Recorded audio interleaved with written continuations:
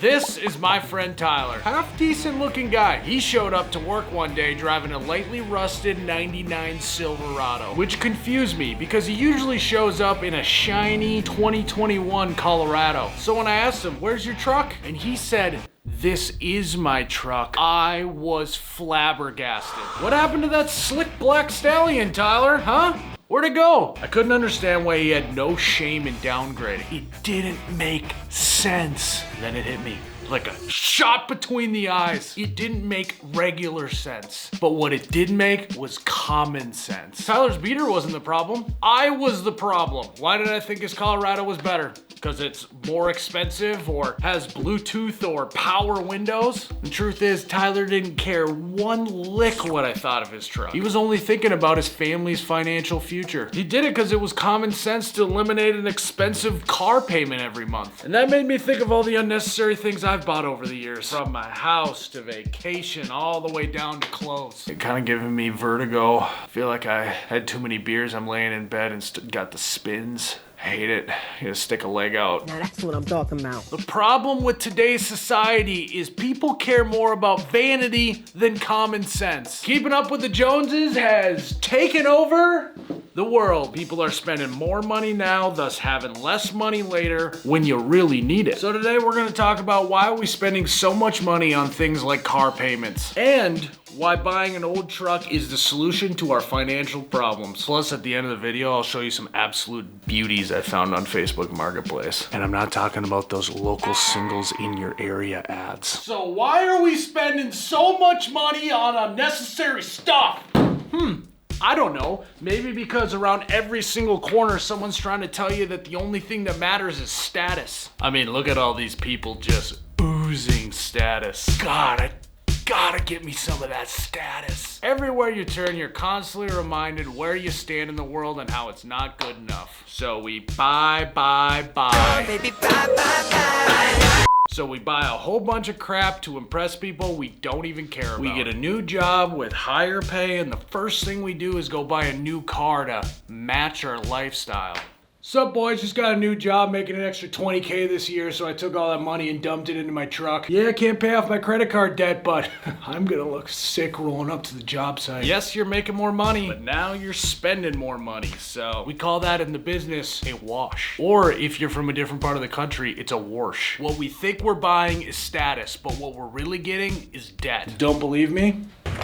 Let's get under the hood of America right now. The average new car payment is $737 a month. In the third quarter of 2024, the average down payment on a new car was $6,619. And credit card debt as a whole has reached over $1 trillion. Yeah, if we go credit cards, it's like tapping is the best, swiping is the second best, and the one that's the worst is sticking your card in and waiting. And then the stupid noise it makes to pull it out, I hate it.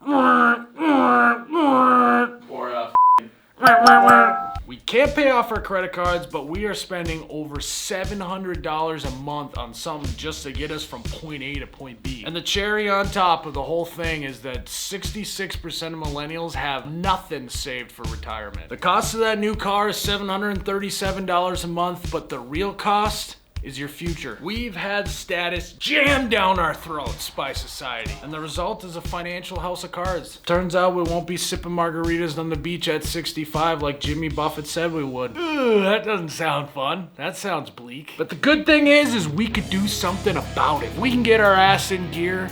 We can make a U-turn right now. We could be on the freeway to a better future. I'm not ready to sacrifice Margaritaville that easy. So what's the solution? This goofy goober and his big brain and his new truck.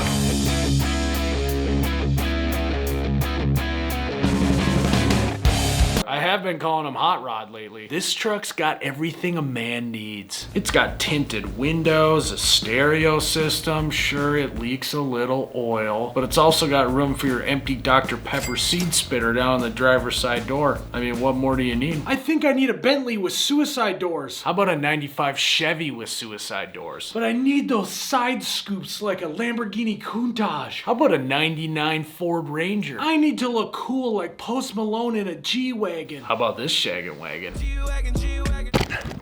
It's not about what you drive, but how you drive it that makes it cool. Not caring what people think of you is way cooler than trying to actually be cool. We do not care. If you can resist buying fake status, you can set yourself up for real success. Real success is securing a good future for you and your family. And I believe one of the easiest fixes that truly doesn't affect your day-to-day life is taking that new truck and getting an affordable one. So what's the plan, Miles?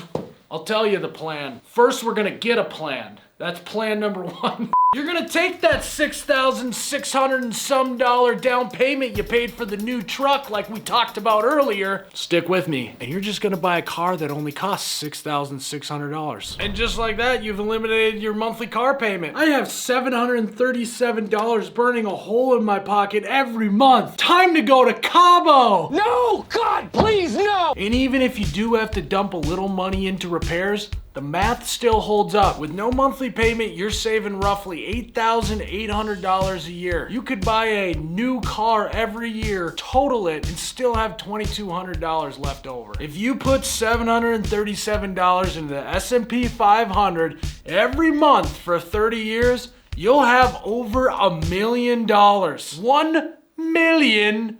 As Confucius once said, it's hard to go broke making a profit. Now, I wouldn't recommend buying a new car every single year because otherwise you're just gonna end up like your crazy uncle with 400 cars in the front yard. But hey, if that's what you want to do, go right ahead. Okay. Sorry, I know I sound a little like Dave Ramsey there. Any moron can get more credit cards than they can pay. And I'm sorry I had to do that, but I feel like it was necessary. So where do we start?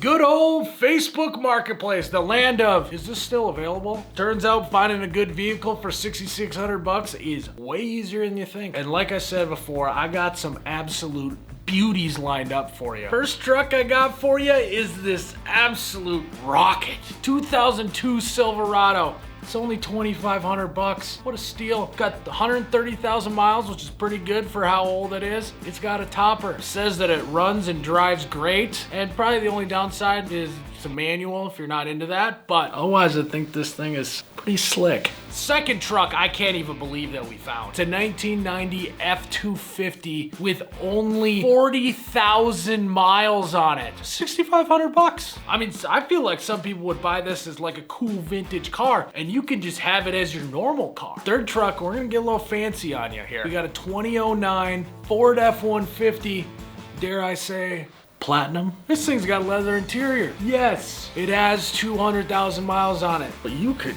easily squeeze another 20K out of this thing. What's that, a couple years? Yeah. You got a good solid 2 years if you're smart. Change the oil regularly. If you do the right research, Facebook Marketplace has everything you need. So let's go against the social norm of caring what everyone thinks. Let's use common sense. Go get yourself an old beater and I'll see you in 30 years at Margaritaville. First one's on me. If you like the video, please hit the subscribe button and the like button.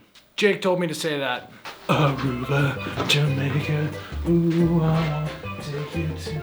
I would never say this to his face, but I'm actually really, really happy for Tyler.